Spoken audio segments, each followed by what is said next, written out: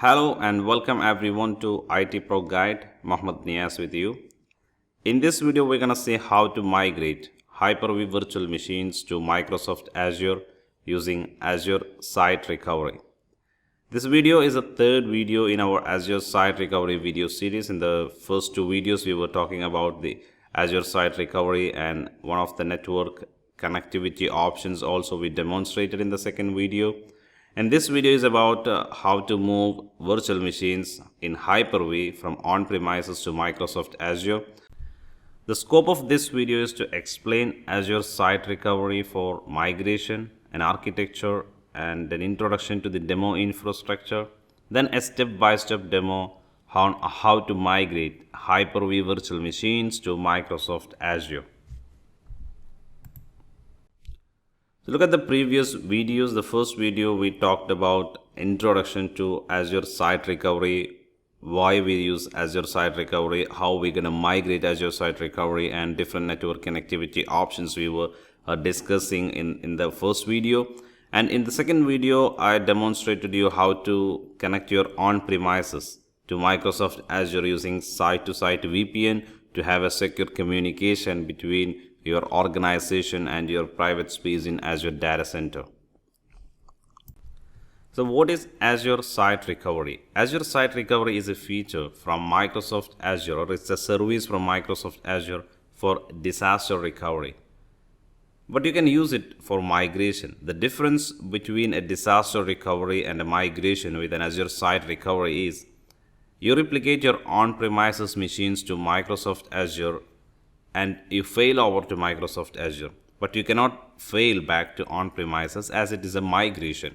But in a disaster recovery, you can fail back your virtual machines to on-premises because you consider Azure as your secondary data center in Azure Site Recovery solution with disaster recovery. And you can migrate from your on-premises Hyper-V to Microsoft Azure, and also you can move virtual machines in VMware, physical workloads. You can choose the same method for moving virtual machines from one region to other region. From Amazon Web Services, you can move your virtual machines to Microsoft Azure using Azure Site Recovery. So this is our demo infrastructure.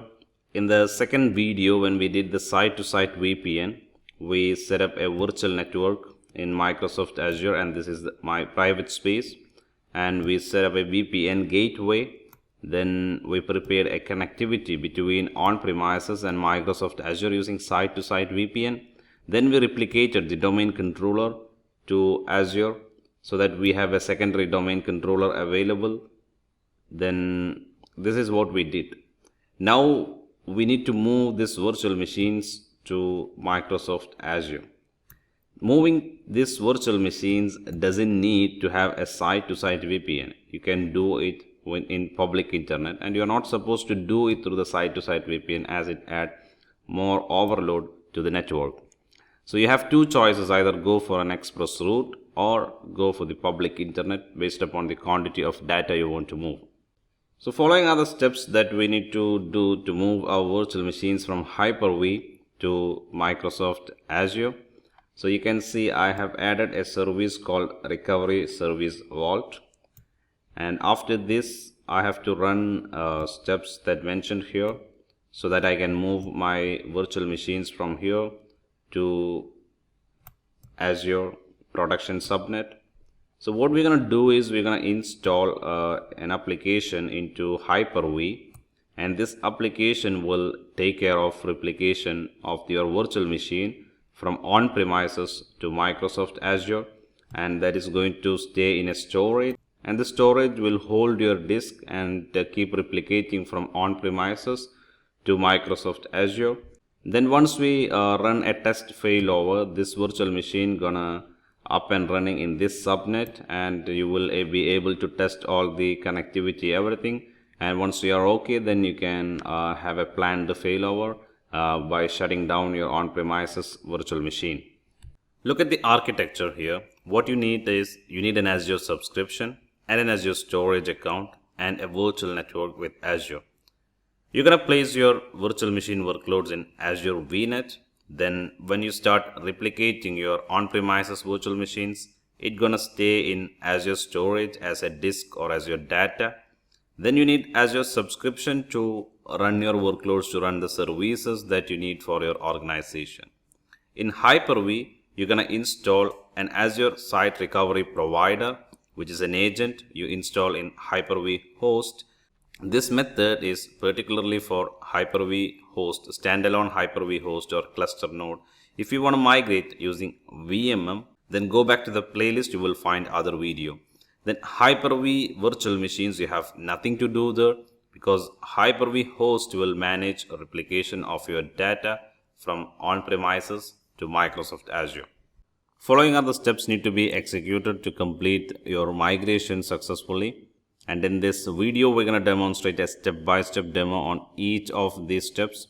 We're going to start from the very basic, how to create a virtual network, and we're going to see how to complete the migration and what are the necessary steps to be taken after migration.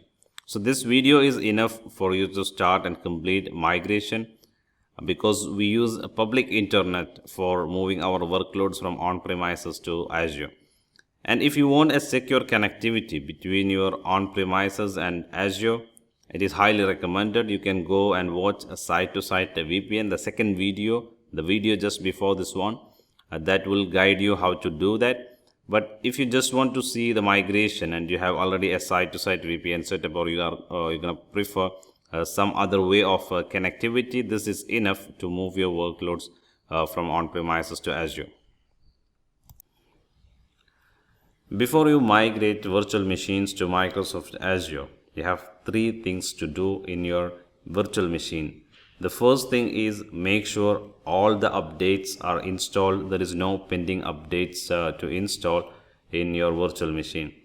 Second thing is you have open remote desktop ports so that your virtual machines can be connected over remote desktop.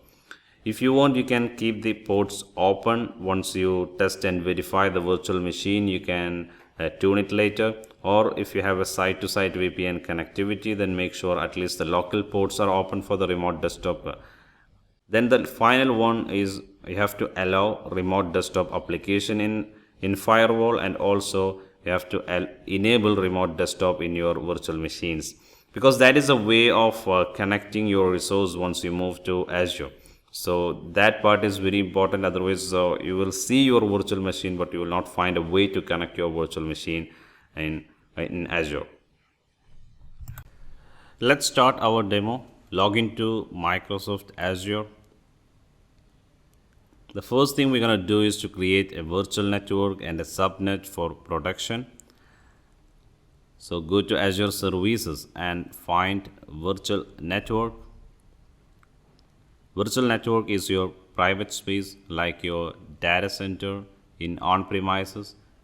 Click Create Virtual Network. Then you have to give a CIDR block, a region, then a subscription. And resource group is like a folder where you organize all your resources. And you can see on top of it, subscription, that is the account that you're gonna pay for the resources and services that you have in Azure. Then give a meaningful name, and a region you can see. So make sure you selected a region that is close to you or based upon the services or price. So you have a choice to place your workloads anywhere. Then IP address space, make sure you have an address space that is different from on-premises to avoid any clash here.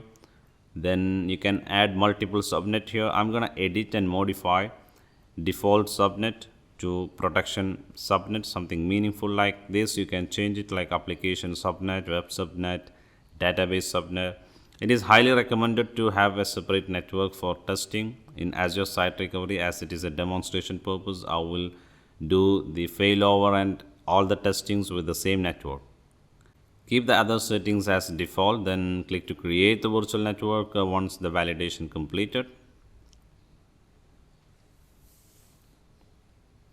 Now we have a virtual network and a subnet is ready. It means your private space is ready. Now you can add the services. The first service that we need is Recovery Vault. So just type for recovery service vault, and you can see backup and site recovery. Just click on it.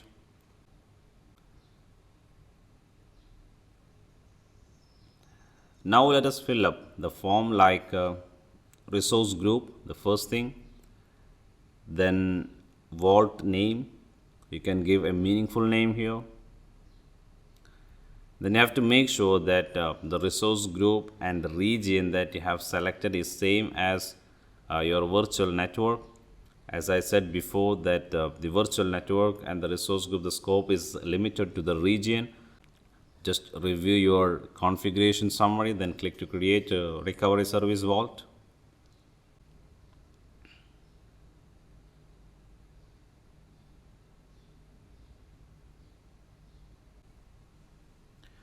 Now you can see migration vault has ready recovery service vault.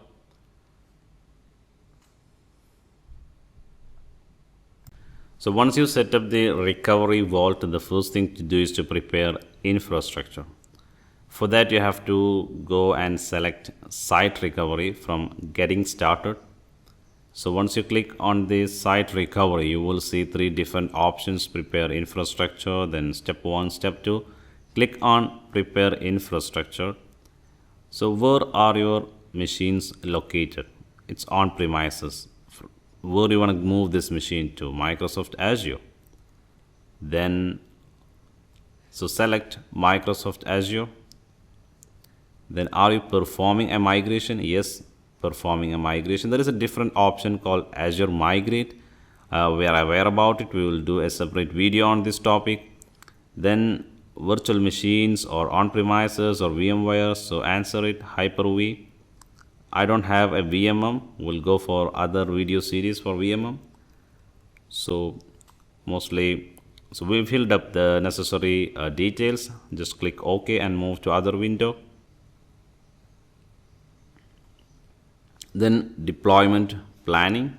You can download and run a deployment planner to accurately know about the network bandwidth, storage requirements for the replication. We'll do in a separate video. Now we're just gonna skip it. Like you have two options. You can say that I will do it later, or I have done it. So just answer it and move to the next window. Then you have to prepare a source. Our source is Hyper-V. So the first thing, we have to name our Hyper-V site. So put something meaningful, like if you have different sites, to understand from which site you are moving. For example, IT Pro Guide on premises, something like you can name your data center location, something like that. Now the Hyper-V site is preparing. Now the Hyper-V site is ready. Next, we need to add Hyper-V servers in our Hyper-V site. If we found the option grayed out even after the deployment, we can just close it and open the window again. It will come properly. So now the Hyper-V site is there. So the next thing, we need to add Hyper-V server. And you can see there are different steps that you need to do. You need a host, Windows Server 2012 R2, that is our Hyper-V host. Then you have to allow some service URLs which are going to communicate with Microsoft Azure. If you have a proxy or firewall, then you have to download and install Azure Site Recovery Provider in Hyper-V host. Then you have to download a key. You can see that vault registration key. This key you have to register with the application that you're going to install in a Hyper-V host. Let's see how to do that. I'm going to download the key now. So I have two things to download. One is Azure Site Recovery Provider and a vault key. And after the installation of this application in Hyper-V host, I have to register with that key so that the Azure Site Recovery Provider agent can communicate with this particular recovery vault and move your virtual machine data, replications and all. Now the vault key is ready and the application is ready. Let's copy the application to Hyper-V host and complete the installation. The installation is straightforward. You just need to complete the wizard, and at the end you need to enter the vault key that downloaded. Now the installation has completed. The next step is to register it. Let's copy the vault key and register it. Now browse and find your key. Now you can see it popped up all the informations. Just you need to click next. If you have any proxy set up, just name it, otherwise leave it, then click next. So if you have a firewall and proxy, whatever in front of you, have to make sure that the ports are open for replication, and also the URLs are whitelisted. You can see from the Microsoft documentation the requirements that you need in on-premises to have a proper communication with Microsoft Azure. After this registration, you will find this Hyper-V server in Azure, so that you can see the virtual machines also running in this Hyper-V host, and you can select, you don't need to move all your virtual machines, so you can select your virtual machines and we can enable the replication after that. So now the registration has completed. Look at this wizard. In the beginning we have mentioned what is our goal. We have to move Hyper-V virtual machines to Microsoft Azure. Then the instructions we followed for the deployment planning, we installed Azure Site Recovery Provider. Then we mentioned what is our source. Our source is Hyper-V virtual machines, so we have added it after the installation of Site Provider agent. So the next is to point out the target. The target is Microsoft Azure. In Azure you need to mention your subscription. You need to mention your deployment model, that is resource manager. Then you have to give your storage account. As I said, when you move your virtual machine, initially it's going to replicate to a storage, Azure storage. Then you have to mention which network you want to place the virtual machine that you are planning to move from on-premises to Azure. So let us configure the target settings here. I'm going to choose an existing storage and an account. If you don't have a storage or account, then you can see on the top you have option to create a storage account and to create a network, but we already done with the network and I have an existing storage in this Azure, so I'm going to go with that. So once you have everything ready, just click OK and move to the next wizard.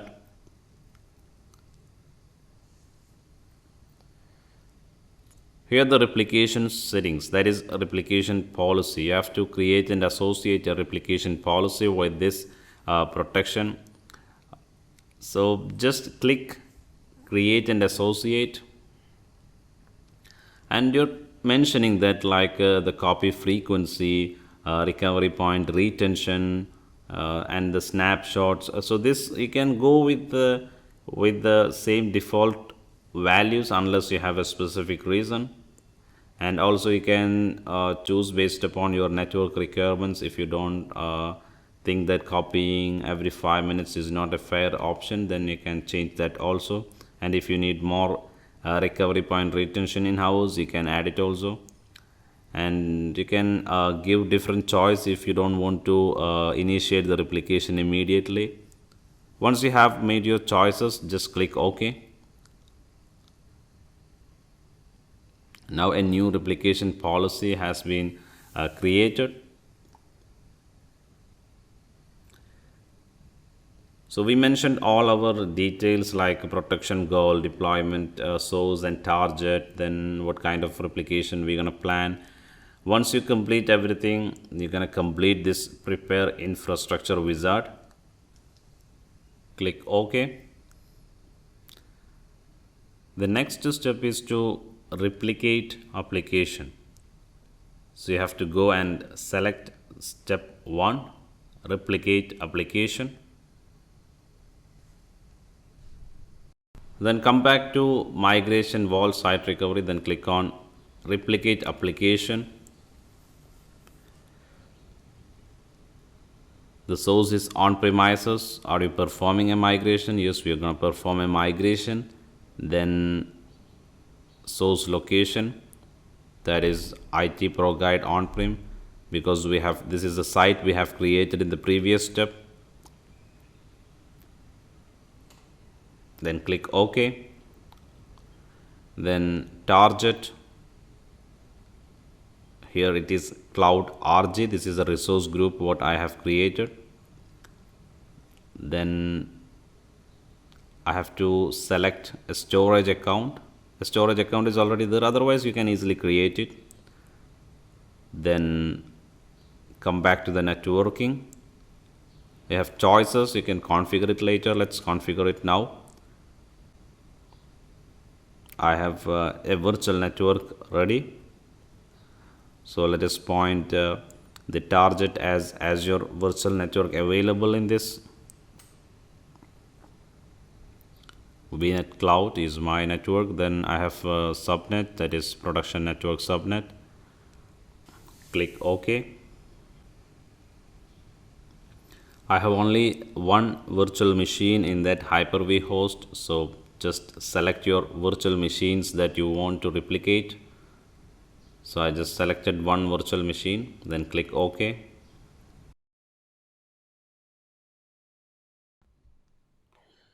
Now configure the properties of virtual machines that you are planning to move. Just select the Windows operating system. Then keep things, if you want to remove some disk, you can remove it from here. Just click OK. Once you have selected your configurations, then select replication policy. Now you can review the replication policy.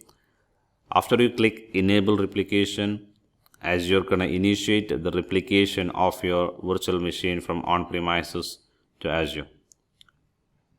Now the replication has initiated.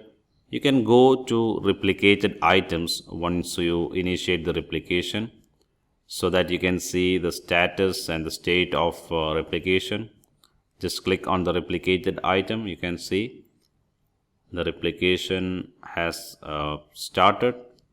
The status is 0, which means just it initiated, but the things are healthy. And you can have a look at the infrastructure overview. You have one Hyper-V machine and a storage account in Azure and an Azure Site Recovery. Once the status changed from synchronization to protected, you can see that the status is protected now, and you can see the RPO, and also everything is healthy. You will find some red lines if there is any issues here. Now the synchronization has completed, and you will find a different RPO if you kept it for a long time. And also when you select the virtual machine, you will find in the properties of this virtual machine, and also from the virtual machine's properties, compute network and disk will give you further details about this virtual machines. You can see the informations like the status, the location, and the target size.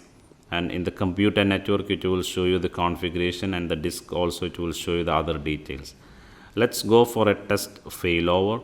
Click on the text failover. This will fail over this virtual machine to Azure network. At the same time, it will keep your workload in on-premises running, because this is a test failover, and it is highly recommended to have a separate network for test failover. If you have multiple RPO, you can choose the available RTO, but for me I have only one because I just replicated now, and I'm gonna select VNet Cloud. I have only this virtual network for now, don't have a test network. If you have a test network, you can go for the test network, and once things are fine, you can move this virtual machine to production network. So it's just giving you a notice of the same comments what I have said now. Just click OK. So now the failover has initiated. So as it is a text failover, the virtual machine gonna spin up in the virtual machines in Azure, and in on-premises your VM will continue running. There will be no impact on on-premises if you have testing this in a separate network. Now you can see the virtual machine is ready. Go to the networking, you can see what IP address it has assigned, and you can see it from the overview also, like the status of the machine, the region, the private IP, and you don't have a public IP now. The private IP is 10.0.1.5. This is my second machine in Azure network. So the first machine is a secondary domain controller. In the previous video we have created. Go to networking, then you can see there is no inbound outbound roles now. Let's create an inbound outbound rules to allow RDP and other ports required. For that, click on the network interface, then go to network security, then click edit.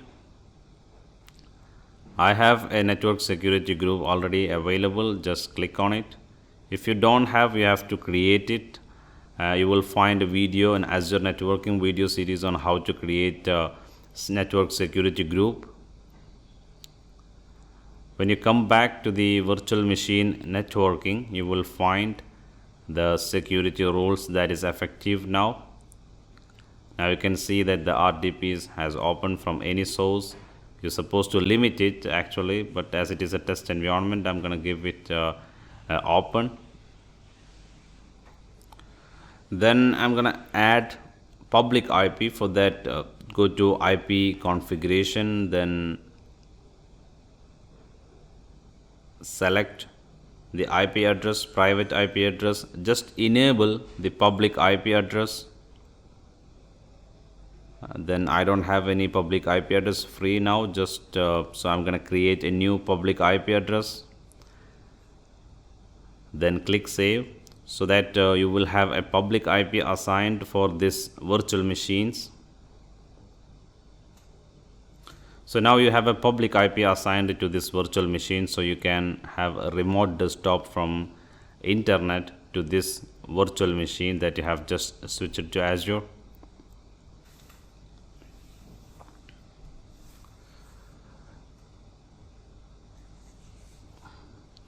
Now from the overview of virtual machine, you can see that the public IP is available. You can remote desktop to this virtual machine because the ports are open and you have a public IP address. So you can simply remote desktop to this virtual machine and you can log in with the credentials that you have. Now you can see we have opened our virtual machine. So this is how you can log into virtual machine that you have switched from on-premises to Azure. The next option to connect is Bastion. So using Bastion, you can easily connect with the web browser. You don't need to use RDP. I haven't configured Azure Bastion yet on this network, so I'm gonna select use Bastion option. Then I have to create it actually. It need to create a new subnet and a public IP. So you can see that to associate a Bastion with a virtual network, I need to create a subnet with /27 preference with the same name. So I'm going to copy this name and go to subnet configuration from there, then create a new subnet. The only thing you have to do here is just give the name, same name, then change the prefix to 27. Then click OK. That's all. Now the subnet is ready. Let's go back and select create a new public IP. Then select resource group. Then just click create, so that a new Bastion service has created to this network. So this will help you to connect to the virtual machines in Azure over the web browser. You don't need to remote desktop. The good thing with this one is you can configure two-factor authentication to sign into Azure portal, because you can only connect from Azure portal to virtual machines through Bastion service. Now the Bastion is ready. Let's go to the virtual machine and click on the virtual machine, then connect. Then select the connect option, then click on Bastion. Now you have a username and password column. Just fill up the username and password, then click on connect. Now you can see in the same browser I have now you can see in the same browser the machine is getting connected. You can use it as you use a remote desktop with more enhanced services. If you are interested to learn Azure Bastion, we'll have a separate video about this.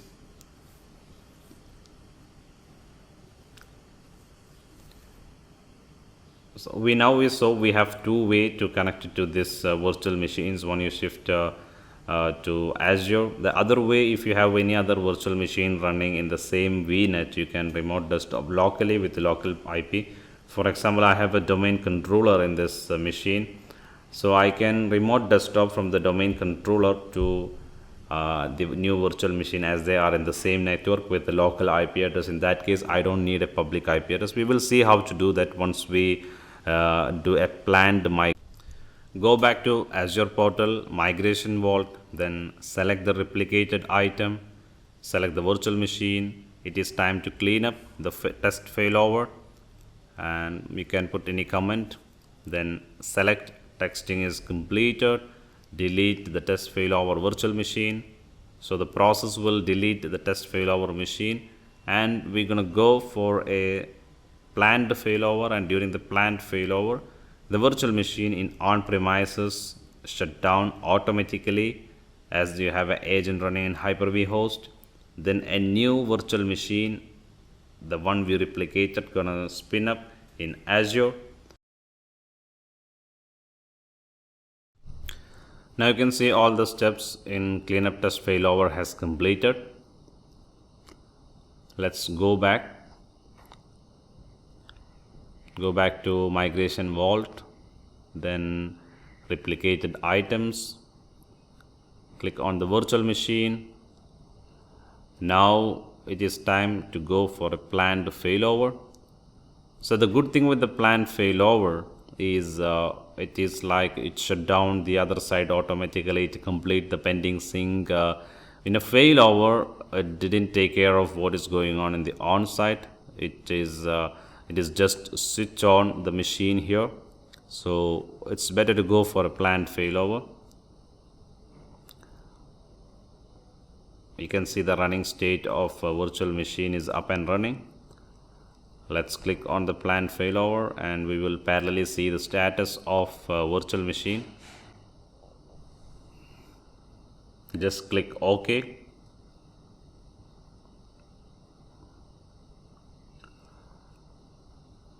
You can see the steps that gonna take care of for failovering from on-site to Azure. Now you see that the virtual machine goes off.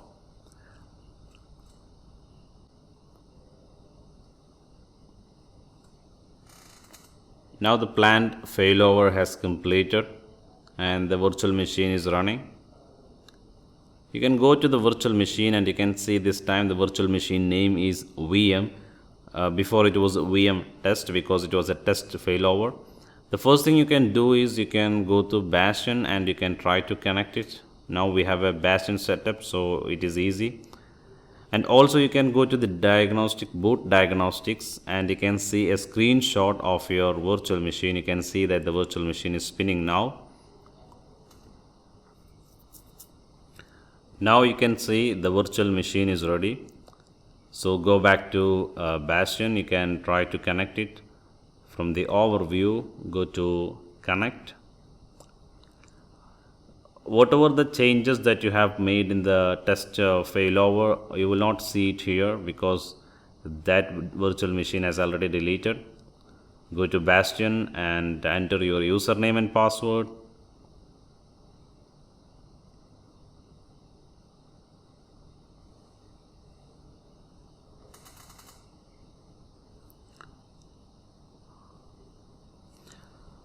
And you have other option also. You can, as I said, you can log into domain controller. Then from the domain controller, you can locally remote desktop to the new virtual machine. That is what I'm going to do now here. So we found different way of connecting to Azure virtual machine using Bastion, using locally remote desktop, using public internet, or using public IP. So different methods are there to connect your virtual machine from your on-premises to a virtual machine running in on-premise. So now we can see that we remote desktop with the local IP address to the virtual machine.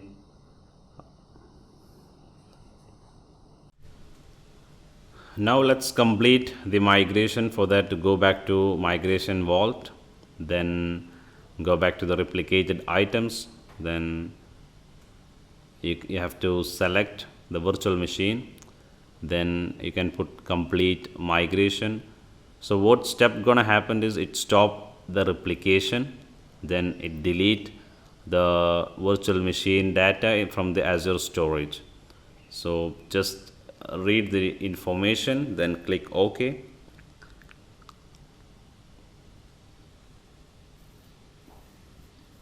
Now you can see that the remote replication has disabled, and also the storage in the target also deleted the content. So after migration, what you have to do is we have opened ports for the firewall for remote desktop from public internet.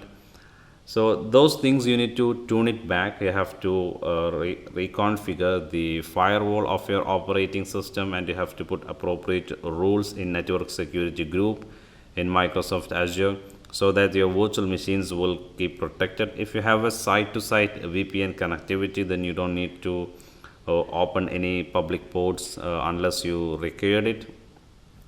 So these are the things that you need to take care after migration. Thank you for watching this video. In the coming video, we're going to see how to migrate your virtual machines from VMware to Microsoft Azure using Azure Site Recovery. And later on, we will see how to move physical workloads from on-premises to Microsoft Azure using the same method. The methods will be same. The only difference here is you have to install a configure server. As it is a VMware environment, you have to deploy it as an OVF. So the configuration server So the configuration server is a separate standalone machine, and then this configuration server will handle the replication and discovery of virtual machines running, and it work with vCenter. You need a one-to-one vCenter and configuration server for VMware migration. We will see how to do this in the coming video. Thank you for watching this video. Subscribe my YouTube channel for more videos.